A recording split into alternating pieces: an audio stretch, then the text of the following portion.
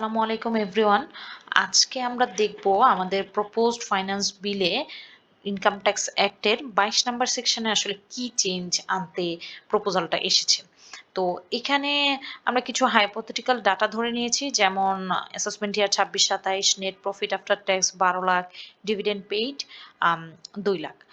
আমরা জানি যে এই সেকশনটা অনুযায়ী আপনার 30% ডিভিডেন্ড ট্রান্সফার করতে হবে। সো আপনি রিটেন আর্নিং এর জন্য লিমিট পাচ্ছেন 70%।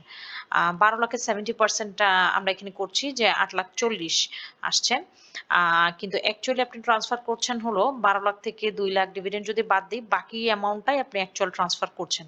তো আপনি এক্সেস ট্রান্সফার করছেন আসলে ১,৬০,০০০।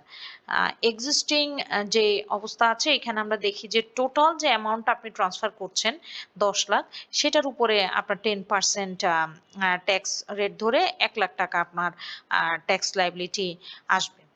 আর আমি যদি প্রপোজালটা দেখি যে প্রপোজড কি অবস্থায় আছে, তো প্রপোজড অবস্থায় আছে হচ্ছে আপনার এক্সেস যে অ্যামাউন্টের উপর অনলি ওই অ্যামাউন্টের উপরেই আপনার ট্যাক্সটা আসবে 10%।